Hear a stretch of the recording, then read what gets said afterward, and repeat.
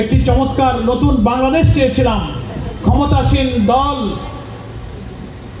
ক্ষমতায় অধিষ্ঠিত হয়ে মন্ত্রীরা, বিএনপির মহাসচিব, আইনমন্ত্রী, স্বরাষ্ট্রমন্ত্রীরা আশ্চর্যভাবে বলছেন যে গণভোটের ব্যাপারে, সংবিধান সংস্কার আদেশের ব্যাপারে, সংবিধান সংস্কারের যে পরিষদ হয়েছে কোনো ব্যাপারে আমাদের সাথে কথা বলা হয় নাই, আমাদের মত ছাড়ে এটা হয়েছে।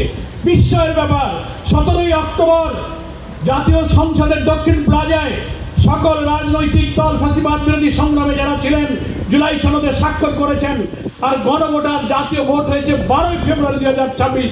এই 4 মাসে বিএনপি কখনো বলেনি যে আমরা এটা মানি না, এই রাষ্ট্রপতির আদেশ কোনো এখতিয়ার নাই, এই গণভোট সংবিধান বিরোধী। 4 মাসে কোনো কথা বলেন নাই।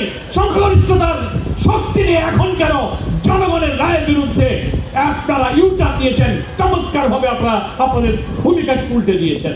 এটা জাতির কাছে আজকে প্রশ্ন।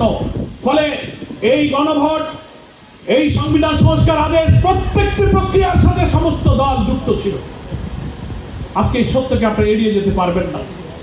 পার্লামেন্টে আইনমন্ত্রী তো, স্বরাষ্ট্রমন্ত্রী বলেন এই গণভোটের প্রস্তাব তো আমরাই দিয়েছিলাম।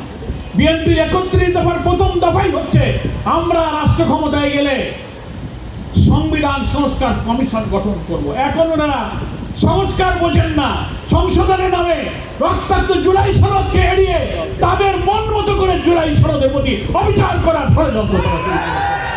আমাদের সম্মানিত আমির জামাত বিরোধী দলীয় নেতা বলেছেন, পার্লামেন্টে বলেছেন, আমরা গণভোটের রায় বাস্তবায়নে কোন ক্রমেই জনগণের রায়ের সাথে তিলমাত্র আমরা ছাড় দেব না। কোন হুমকি দিয়ে চক্রান্ত করে গণ রায় বাস্তবায়নের এই সংগ্রামী পথ থেকে কোন রকম বিচ্ছিন্ন করা যাবে না।